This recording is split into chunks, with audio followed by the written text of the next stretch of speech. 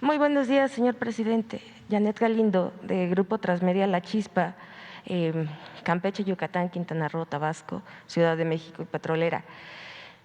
Con respecto a los temas y los pendientes que hay que sacar a nivel legislativo, ¿qué es lo que falta aún?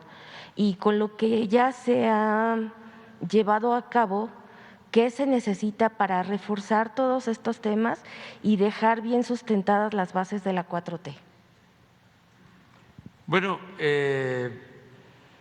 en lo general se ha avanzado.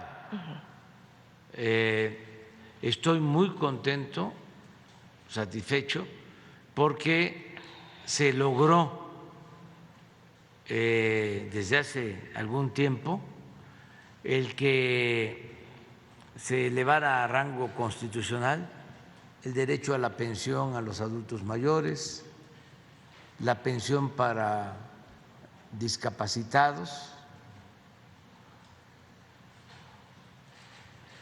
también que sea un derecho constitucional el recibir becas para estudiar si se trata de familias de escasos recursos económicos, y el derecho a la salud.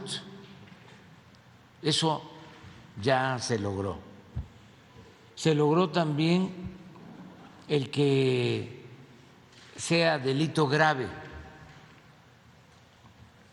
la corrupción, que no lo era. Esa fue una reforma importante.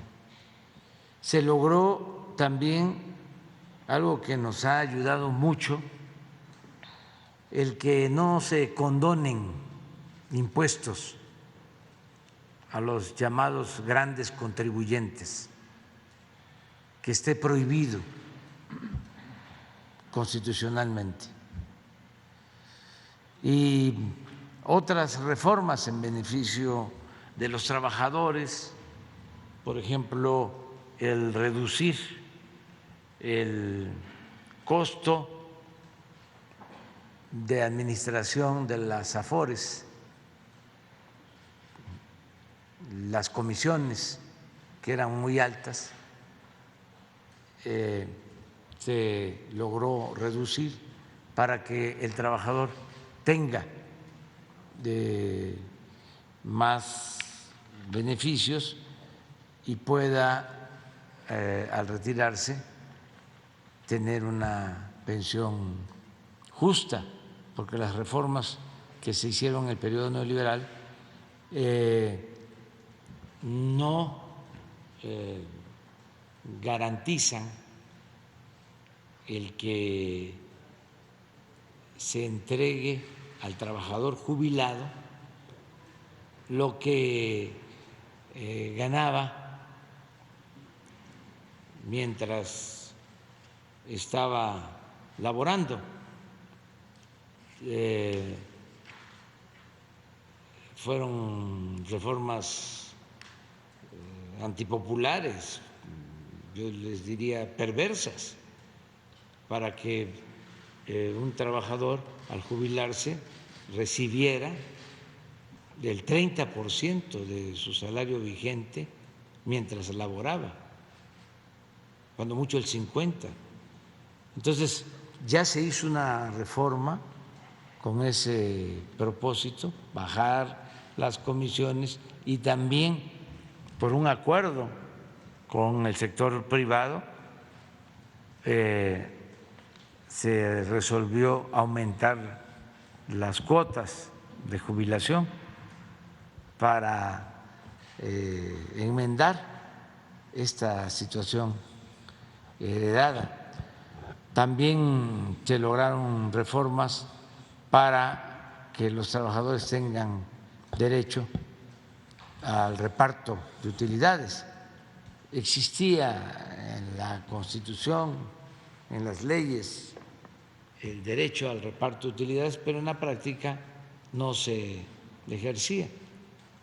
Ahora, si no me equivoco, del 20 al 21 por esa reforma, hubo un incremento en el reparto de utilidades a los trabajadores de 100,000 millones de pesos. Entonces, se ha avanzado en algunas reformas, se ha podido también rescatar a Pemex, rescatar a la Comisión Federal de Electricidad con una legislación no privatizadora. Sin embargo, hay un bloqueo ahora permanente de los legisladores del conservadurismo y ya es muy difícil hacer una reforma constitucional porque se requieren 2/3 partes de los votos para hacer una reforma constitucional. También una reforma constitucional que se logró es de que no se permitía que el Ejército y la Marina participaran en tareas de seguridad pública. Se logró que se permita el apoyo de seguridad pública y de la Marina.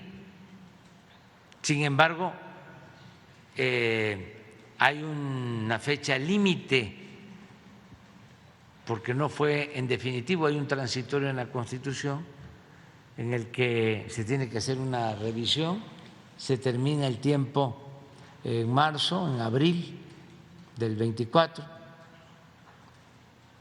Entonces, por eso estamos también planteando una reforma constitucional con el propósito de que la Guardia Nacional dependa de la Secretaría de la Defensa y que continúe participando en labores de seguridad pública tanto la Marina como el Ejército. Hay oposición, pero nosotros vamos a seguir insistiendo. ¿Qué otra cosa nos falta? Bueno, pues la reforma electoral, porque no hay garantías de imparcialidad en los organismos actuales, ni en el INE ni en el Tribunal Electoral. Son organismos que en su mayoría están integrados por personas, mujeres y hombres, que no tienen realmente vocación democrática. Entonces sí requerimos un cambio y lo que estamos proponiendo es una reforma para que a los consejeros del INE y a los magistrados del Tribunal Electoral los elija el pueblo, que no sea un asunto de designación de las cúpulas, sino que con voto directo todos los mexicanos puedan elegir a quienes van a formar parte de este poder electoral autónomo que nos dé garantías a todos de que se va a respetar el voto, de que ya no va a haber fraudes electorales, todo lo que sucedía y sigue pasando porque los organismos electorales se hacen de la vista gorda o actúan de manera tendenciosa, protegen a los del bloque conservador, que fueron los que los pusieron ahí, y solo sancionan a quienes no ven con buenos ojos. Entonces, esa es una reforma. También implica reducir el presupuesto de partidos, reducir el número de legisladores, porque son muchos,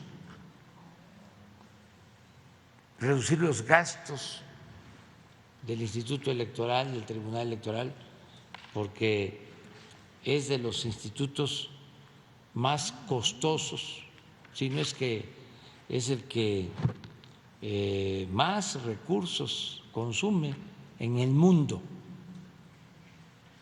porque ganan mucho tanto los consejeros como los magistrados, y es muy grande el aparato burocrático, y además, que eso es lo peor, no dan confianza, no transmiten confianza. Y esto es parte de la historia antidemocrática de México y queremos corregirlo. Queremos que se establezca un auténtico, un verdadero sistema democrático y que se actúe con rectitud y se impida, se destierre para siempre el fraude electoral. Esas son las propuestas que tenemos. Lo de horario de verano, que eso ya se envió, y posiblemente algo que tenga que ver con el manejo del agua hacia adelante, porque sí, ya tenemos que poner orden en el caos, en todo lo que tiene que ver con las concesiones, los permisos de agua, porque ya no se tiene este recurso en el país, en algunas regiones, y se sigue, por corrupción, se sigue entregando concesiones donde ya no se tiene el agua suficiente para los consumidores, para el consumo doméstico, que debe ser lo principal, es un derecho humano, el derecho al agua. Y bueno,